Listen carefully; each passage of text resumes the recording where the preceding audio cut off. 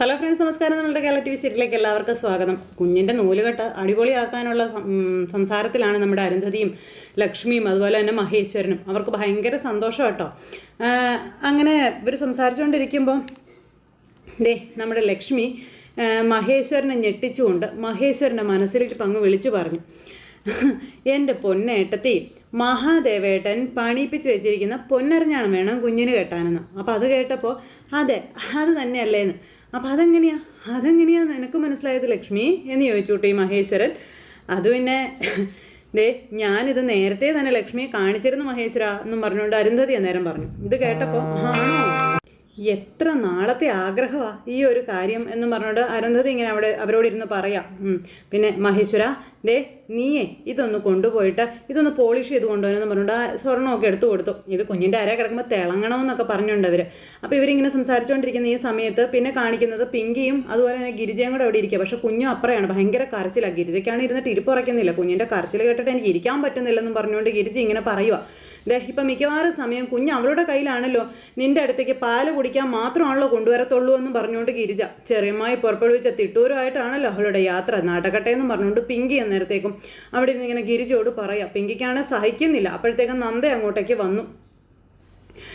അങ്ങ് വന്നിട്ട് പിങ്കി, അമ്മ നിന്നെ വിളിക്കുന്നുണ്ടെന്ന് പറഞ്ഞു. അപ്പോൾ എന്താ കാര്യം? കുഞ്ഞിന് ഫീഡ് ചെയ്യേണ്ട സമയമായെന്ന് പറയുമ്പോൾ ആണോ, എന്നിട്ട് നീ ഇല്ലായിരുന്നു അവിടെ എന്ന് നന്ദയോട് പിങ്കി ചോദിക്കുക. നീയല്ലേ അമ്മ, നീയാണ് പാലൂട്ടാൻ കടമയുള്ളവളെന്നും പറഞ്ഞു പിങ്കി പറയുമ്പോൾ പിങ്കി പ്ലീസ് ഈ സമയത്ത് ഇങ്ങനെ വാശി കാണിക്കരുതെന്ന് പറഞ്ഞു. അല്ല, ഈ സമയത്തിനെന്താ പ്രത്യേകത? ഒന്നുമില്ലല്ലോ എന്നും പറഞ്ഞു പിങ്കി ഇങ്ങനെ ഈ നന്ദയോട് പറയുക. മോൻ വിശന്ന് കരയല്ലേ പിങ്കി, നീ കേൾക്കുന്നില്ല ഈ കരച്ചിലെന്ന് ചോദിക്കുമ്പോൾ ആരുടെ മകനാണെന്ന് ചോദിച്ചു. അപ്പം അത് കേട്ട് കഴിഞ്ഞപ്പോഴേക്കും നന്ദ ഇങ്ങനെ അന്തം വിട്ട് നിൽക്കുക.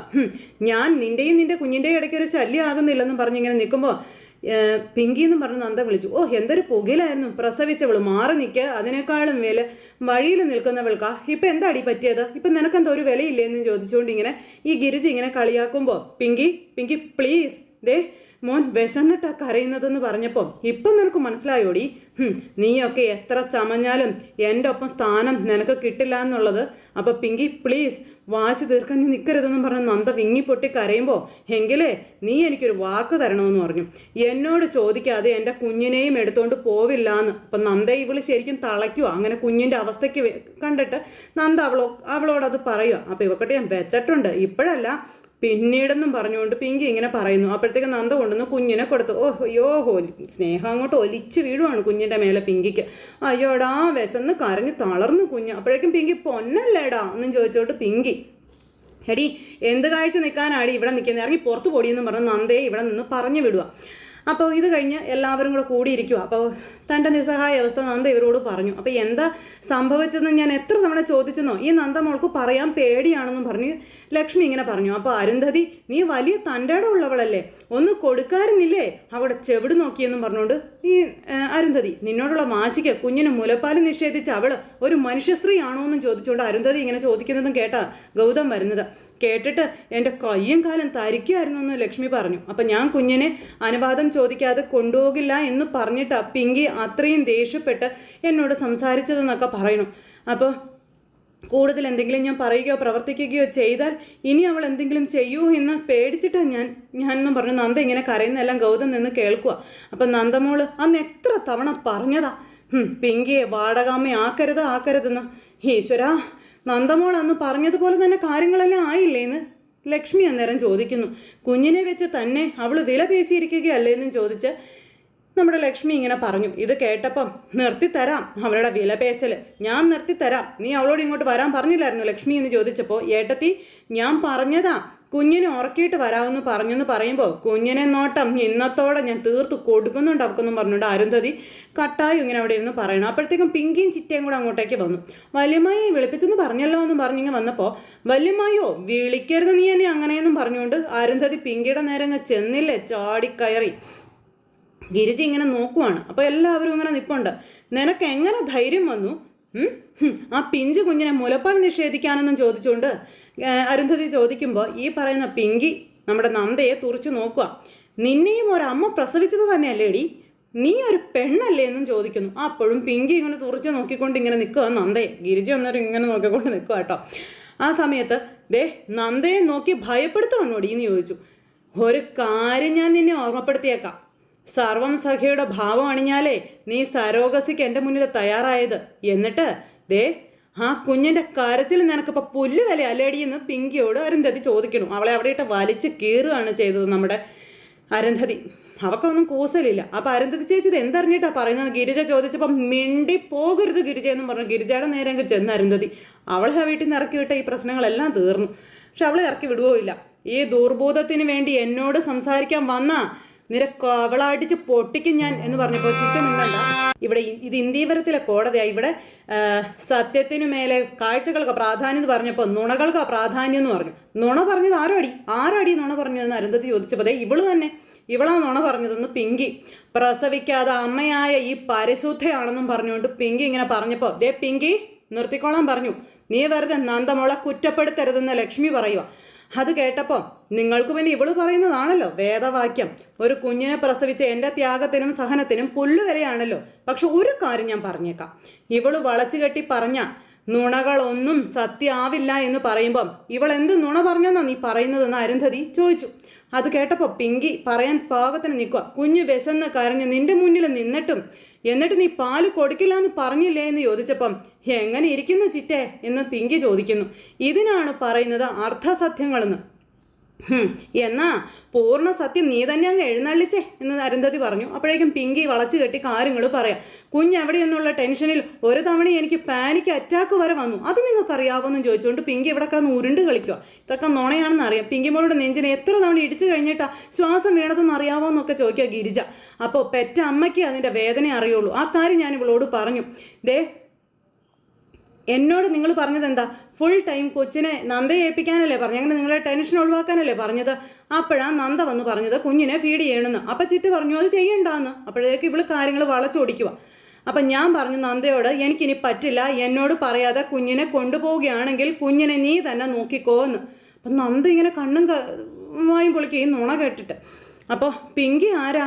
വാടകയ്ക്ക് എടുത്ത ഫീഡിംഗ് ബോട്ടിലാണോ എന്നും ചോദിച്ചുകൊണ്ട് ഗിരിജ.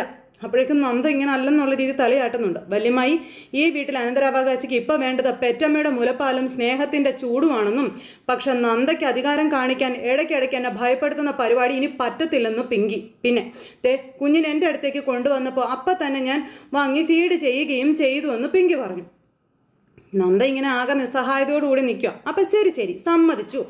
അപ്പം പിന്നെ നന്ദമോളെ പിടിച്ച് തള്ളിയത് എന്തിനാണെന്ന് ചോദിച്ചപ്പം വേറെന്തിനാ ഫീഡ് ചെയ്യുമ്പോൾ ശല്യമാകാതിരിക്കാൻ വേണ്ടിയാണെന്നും പറഞ്ഞുകൊണ്ട് ഈ ഗിരിജ കയറി അങ്ങ് പറഞ്ഞു. അപ്പോഴും നന്ദ അവിടെ നിന്ന് ഇങ്ങനെ കരയുക കേട്ടോ. ദേ നിങ്ങളുടെ കൊച്ചുമോനെ പൂർണ്ണ ആരോഗ്യത്തോടെ കാണുമെങ്കിൽ കുറച്ച് ദിവസം ഒരു 28 ദിവസമെങ്കിലും ദേ പിങ്കിയെയും കുഞ്ഞിനെയും ശല്യപ്പെടുത്താതെ സ്വന്തം കാര്യം നോക്കാനായിട്ട് പറയാൻ പറഞ്ഞ് ഗിരിജ അവിടെ കിടന്ന് ഷോ ഇറക്കുക. അപ്പം ഇതൊക്കെ കേട്ടപ്പോൾ അരുന്ധതി ഇങ്ങനെ വല്ലാണ്ടായി നിൽക്കുക. ദേ എങ്കിലേ ഹെൽത്തി ആയിട്ടുള്ള ബേബിയെ നിങ്ങൾക്ക് കിട്ടുമെന്ന് പറഞ്ഞപ്പോൾ ചിറ്റ പറഞ്ഞത് ന്യായം തന്നെയാ. പക്ഷെ ഇവിടുത്തെ കോടതിയിൽ സത്യത്തിനും ന്യായത്തിനൊന്നും യാതൊരു വിലയില്ല എന്ന് പറഞ്ഞു പിങ്കി. ആര് പറഞ്ഞത്? ഞാൻ പറഞ്ഞു. സത്യമാണെങ്കിൽ തെളിയിക്കാൻ പറഞ്ഞു പിങ്കി.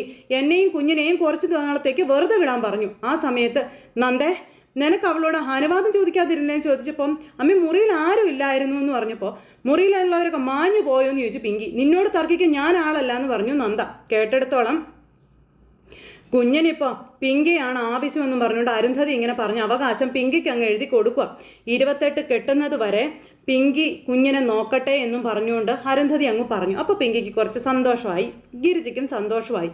അപ്പോൾ അവൾക്ക് അവളുടെ കുഞ്ഞിൻ്റെ മുഖം ഒരു നോക്ക് കാണണ്ടേ? അപ്പോൾ അതും അനുവാദമില്ലേ എന്ന് ലക്ഷ്മി അന്നേരം ചോദിച്ചു. കുറച്ച് ദിവസങ്ങളല്ലേ ഉള്ളൂ, അത് കഴിയുമ്പോഴല്ലേ ബാക്കി കാര്യം.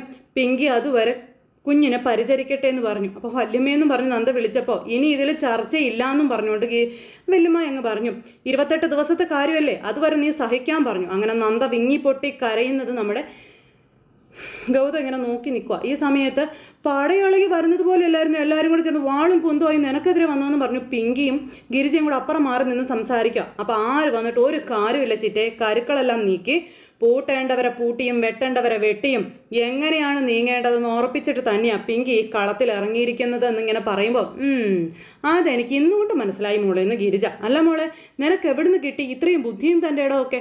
ബുദ്ധിയാണോ ഇത്? അല്ല ചിറ്റേ, ഒരിക്കലും അല്ല, നിവർത്തികേടാണെന്നും എനിക്കും ജീവിക്കണ്ടേ എന്ന് പിങ്കി ചോദിക്കുന്നു. ഏതെങ്കിലും ഒരു കച്ചിത്തുരുമ്പിൽ പിടിച്ച് എനിക്ക് നിലനിന്ന് പോവണ്ടേ എന്ന് ചോദിച്ചു. എൻ്റെ മോനാ ആ കച്ചിത്തുരുമ്പ്, എൻ്റെ മോനെ ഞാൻ വിട്ടു കൊടുക്കില്ല ചിറ്റേന്നും പറഞ്ഞു. പിന്നെ ഒരിക്കൽ ആട്ടി ഇറക്കി വിട്ടതാ എന്നെ, ഇന്ത്യ വരത്തിൽ നിന്ന് എന്നെ. പക്ഷേ പിങ്കി ഇവിടെ വേണമെന്ന് ഈശ്വരനോ ചെകുത്താനോ ആരോ ഒരാൾ നിശ്ചയിച്ചിട്ടുണ്ടെന്നുള്ള കാര്യവും പിങ്കി ഇങ്ങനെ പറയണം. അതാ 2 വർഷം കഴിഞ്ഞിട്ടും എനിക്ക് ഇവിടേക്ക് തിരിച്ചു വരാൻ പറ്റിയതെന്നും പറയുമ്പോൾ കഥകളൊക്കെ എനിക്കും അറിയാവുന്നതാണല്ലോ മോളെ എന്ന് ഗിരിജ അന്നേരം പറഞ്ഞു. പിന്നെ നിന്റെ ജീവിതം ഇല്ലാണ്ടായി പോയി എന്നും പറഞ്ഞതേ വനജേച്ചി എന്നെ വിളിച്ച എത്ര രാത്രികളിൽ നിലവിളിച്ചിട്ടുണ്ടെന്ന് നിനക്ക് അറിയാവോ എന്ന് ചോദിച്ചു. അതിനേക്കാളും 10 ഇരട്ടി ഞാൻ നിലവിളിച്ചിട്ടുണ്ട് ചിറ്റേന്ന് പിങ്കി അന്നേരം പറയുന്നു. ഉറക്കമില്ലാതെ ജീവിതത്തിനും മരണത്തിനും ഇടയിലെ നൂൽപാലത്തിലൂടെ ഞാൻ സഞ്ചരിച്ചിട്ടുണ്ടെന്ന് പറഞ്ഞു. ആരും എന്നോട് ഇന്ന് വരെ ദയ കാണിച്ചിട്ടില്ല, നീതി പുലർത്തിയില്ല എന്നുള്ള കാര്യവും പറയുക. എല്ലാവരും അധികാരവും അവകാശവും ഉള്ളവർക്ക് സ്തുതി പാടി നിൽക്കുകയാണ് ചെയ്തത്. ഭർത്താവ് മരിച്ച് എന്നെ പുറം തള്ളിയിട്ട് നന്ദയെ കയറ്റി തലയിൽ വെക്കുകയും ചെയ്തു. അവളുടെ താലിച്ചരട് അറ്റുപോയിട്ടില്ല എന്നുള്ളൊരൊറ്റ കാരണത്താലാണതെന്നൊക്കെ പിങ്കി ഇവിടെ നിന്ന് പറയുക. അങ്ങനെ പിങ്കിയും ഗിരിജയും നിന്ന് ഈ കാര്യമൊക്കെ പറഞ്ഞിട്ട് ഈശ്വരനല്ലേ അവൾക്ക് പ്രസവിക്കാനുള്ള ശേഷി ഇല്ലാതാക്കി കളഞ്ഞത്. ആട്ടിയിറക്കി ഇന്ത്യ വരത്തിൻ്റെ അടുത്ത അവകാശിയെ എൻ്റെ ഉള്ളിൽ സ്വീകരിക്കാൻ അവസരം ഉണ്ടാക്കിയതും അതേ ഈശ്വരൻ തന്നെയല്ലേ എന്നും പിങ്കി ഇങ്ങനെ ഗിരിജയോട് ചോദിക്കുക കേട്ടോ. കിട്ടിയ അവസരം ഞാനെന്തായാലും പാഴാക്കില്ല എന്ന് പറഞ്ഞു. അത് കേട്ടപ്പം താൽക്കാലികമായി കുറച്ച് ദിവസത്തേക്ക് നിനക്ക് കുഞ്ഞിനെ വിട്ടു തന്നേ ഉള്ളൂ. മുലപ്പാൽ കുടിച്ച് കുറച്ച് ആരോഗ്യം വെച്ച് കഴിയുമ്പോഴേ കുഞ്ഞിനെ നീ നന്ദയെ ഏൽപ്പിക്കണം. പിന്നെ നന്ദ മാത്രമായിരിക്കും കുഞ്ഞിൻ്റെ അവകാശി എന്ന് പറയുന്നത് കേട്ടപ്പോൾ ഒരിക്കലും നടക്കില്ല അതെന്ന് പിങ്കി തറപ്പിച്ചങ്ങ് പറയുക. ഇപ്പം ചെറിയൊരു ഇമോഷണൽ ഡ്രാമ കളിച്ച് വലിയമ്മായിയെ ഞാൻ ഉദ്ദേശിച്ച കരയിൽ എത്തിച്ചിട്ടുണ്ടെങ്കിൽ ബാക്കി എന്തു വേണമെന്ന് എനിക്ക് നന്നായിട്ട് അറിയാമെന്നും പറഞ്ഞു പിങ്കി ഇങ്ങനെ നിൽക്കാം. എന്തായാലും നന്ദയ്ക്ക് മുന്നേ എൻ്റെ കുഞ്ഞിനെയും ഗൗതത്തിനെയും ഞാൻ തന്നെ സ്വന്തമാക്കിയിരിക്കുമെന്നും പറഞ്ഞ് പിങ്കി വലിയ ആൾ കളിച്ച് നിന്ന് സംസാരിക്കുക. നന്ദയ്ക്ക് ഈ കുഞ്ഞിനെ കാണാൻ പോലും കിട്ടത്തില്ല എന്നും പറഞ്ഞു. അങ്ങനെ പിങ്കി തൻ്റെ മനസ്സിലെ മാസ്റ്റർ പ്ലാനൊക്കെ തയ്യാറാക്കി ഇങ്ങനെ നിൽക്കുമ്പോഴേക്കും ഗൗതം അരുന്ധതിയുടെ അടുത്തേക്ക് ചെന്നു. അരുന്ധതി ആണെങ്കിൽ ആകെ ധർമ്മസങ്കടത്തെ നിൽക്കും. എന്ത് ചെയ്യും?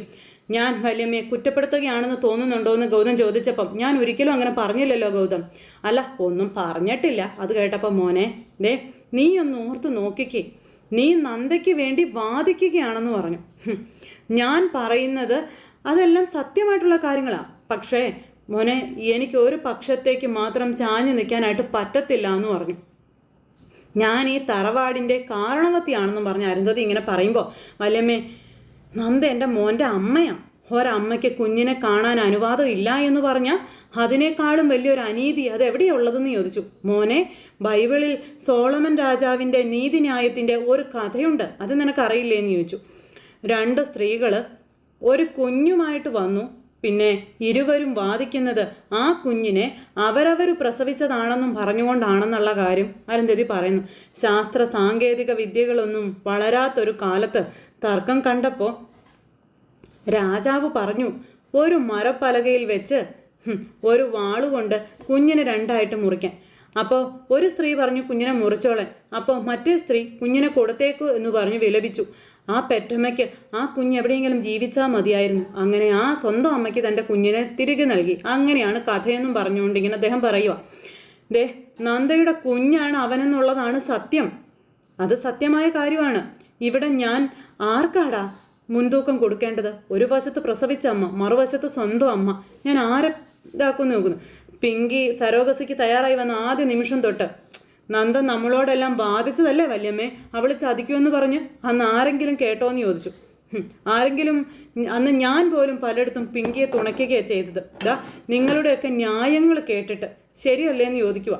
പിന്നെ പക്ഷേ നന്ദ ഭയന്നത് തന്നെ ഇന്ന് സത്യമായി വന്നില്ലേ എന്ന് ചോദിച്ചു. അപ്പം അരുന്ധതിക്ക് കാര്യങ്ങൾ കുറേ കൂടെ വ്യക്തമായി. അതിന് ഞാൻ ഇന്ന് വരെ വല്യമ്മയോട് പറയാത്തൊരു സത്യമുണ്ടെന്ന് നമ്മുടെ ഗൗതം പറഞ്ഞിട്ട് പിങ്കി സരോഗസി ടേബിളിന് പിന്നിൽ എത്തിയതിനു പിന്നിൽ ഒരു വലിയ ചതി നടന്നിട്ടുണ്ടെന്നുള്ള കാര്യം പറയുകയാണ് ഗൗതം. അങ്ങനെ ഗീതുവിനെയും രതീഷിനെയും അന്ന് തടഞ്ഞത് പിങ്കി ആയിരുന്നു എന്നുള്ള കാര്യം പറയുമ്പോൾ അരുന്ധതി ഇങ്ങനെ വല്ലാതായി നിൽക്കുക. അവൾ വരില്ല എന്ന് ഉറപ്പ് വരുത്തിയ പിങ്കി ഹോസ്പിറ്റലിൽ എത്തിയിട്ട് ത്യാഗിയുടെ ഉത്തമ വേഷമാണ് ഞാൻ നമ്മളെ കബളിപ്പിക്കുകയായിരുന്നു എന്ന് പറയുന്നത് കേട്ടപ്പം ഈശ്വര ഞാനും കൂടെ കൂട്ടു നിന്നുകൊണ്ടാണ് പിങ്കി ഇതൊക്കെ ചെയ്തത് എന്ന് ഗൗതം അറിഞ്ഞു കഴിഞ്ഞാൽ ഈശ്വര വലിയൊരു പൊട്ടിത്തെറി ഉണ്ടാകുമല്ലോ എന്ന് അരുന്ധതി ഇങ്ങനെ മനസ്സിൽ ചിന്തിക്കാം. അപ്പോൾ വല്യമ്മേ ഞാൻ പറഞ്ഞത് കേട്ടില്ലേ എന്ന് ചോദിച്ചു. ഇന്ന് മറ്റൊരു രൂപത്തിൽ അതേ ചതി തന്നെ പിങ്കി ആവർത്തിച്ചു കൊണ്ടിരിക്കുകയാണെന്നും അവളെ നന്ദയെ കൂടി ചേർത്ത് പിടിച്ച് കുഞ്ഞിൻ്റെ കാര്യങ്ങളൊക്കെ ചെയ്യാം. പക്ഷെ ഫീഡിങ് നടത്താൻ അവൾക്ക് മാത്രമേ കഴിയുകയുള്ളൂ. ആ ട്രംപ് കാർഡ് വീശി അവൾ നന്ദയെ അകറ്റി നിർത്താൻ ശ്രമിച്ചുകൊണ്ടിരിക്കുകയാണെന്ന് ഗൗതം ഉള്ള കാര്യങ്ങൾ തുറന്നു പറയാം. വല്യമ്മയ്ക്ക് പിങ്കിയോട് പറയാമല്ലോ നന്ദയോട് ചേർന്ന് പോകാമെന്ന്, അവളെ കൂടി പരിഗണിച്ചേ പറ്റുമെന്ന്. അത് കേട്ടപ്പം മോനെ, നമ്മൾ പറയുന്നതിലാണോടാ കാര്യം? മനസ്സിൻ്റെ ഐക്യവും സഹിഷ്ണുതയൊക്കെ അവനവൻ്റെ മനസ്സിൽ നിന്നുണ്ടാവേണ്ടതല്ലേ എന്ന് ചോദിച്ചു. അപ്പോൾ അത് കേട്ടപ്പോൾ ഗൗതം ഇങ്ങനെ വല്ലാതെ ഇതായിട്ട് നിൽക്കുക. അത് സ്വാഭാവികമായിട്ട് ഉണ്ടാകേണ്ടതല്ലേടാ. ഇനി നമ്മളൊക്കെ എത്ര ബലം പിടിച്ചാലും പിങ്കിക്ക് അത് മാത്രമേ ചെയ്യാൻ പറ്റുമെന്നും പറഞ്ഞുകൊണ്ട് അരുന്ധതി പറയുക. അവൻ നിന്റെ മകനല്ലേ, അമ്മയുടെ മുലപ്പാലും ചൂടും വേണ്ടുവോളം കിട്ടിയാൽ മാത്രമേ ആ കുഞ്ഞിന് കയറി വരാൻ പറ്റുമെന്നും പറഞ്ഞുകൊണ്ട് ഇങ്ങനെ നമ്മുടെ അരുന്ധതി പറയണം. പിന്നെ സോളമൻ രാജാവിൻ്റെ കഥ ഞാൻ പറഞ്ഞ നീ ഓർക്കുന്നില്ലെന്ന് ചോദിച്ചു. വല്യമ്മയ്ക്ക് ഇതൊക്കെ അംഗീകരിക്കാൻ പറ്റുന്നുണ്ടോ എന്ന് ചോദിച്ചു. എനിക്കെല്ലാം അറിയാൻ മോനെ, പക്ഷേ എനിക്ക് ഒന്ന് മാത്രമേ ഇപ്പോൾ പറയാനുള്ളൂ. കുഞ്ഞിൻ്റെ 28 കെട്ട് വരെ നീ ഒന്ന് ക്ഷമിക്ക്. അതുവരെ നീ ഒന്ന് ക്ഷമിക്ക്. നൂലുകെട്ട് കഴിയുമ്പോൾ നമ്മുടെ കുഞ്ഞ് അവളുടേത് മാത്രമായി മാറിയിരിക്കും. വല്യമ്മയല്ലേ പറയുന്നതെന്ന് പറഞ്ഞുകൊണ്ട് ഗൗതത്തിന് വല്യമ്മ വാക്ക് കൊടുത്ത് ഇങ്ങനെ നിൽക്കുന്നിടത്ത് ഇന്നത്തെ കഥ അവസാനിച്ചു. അപ്പോൾ എല്ലാവരും കാത്തിരുന്ന് കാണുന്ന എല്ലാവർക്കും നല്ലൊരു ദിവസം ആശംസിക്കാം കേട്ടോ. നന്ദി.